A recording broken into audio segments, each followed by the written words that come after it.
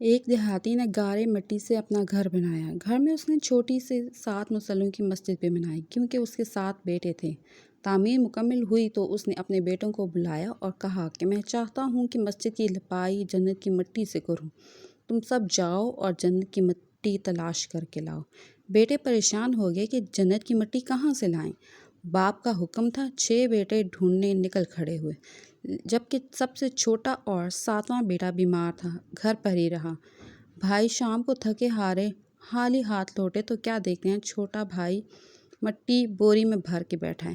باپ نے پوچھا، بیٹے گھر میں بیٹھے تجھے جنت کی مٹی کہاں سے مل گئی؟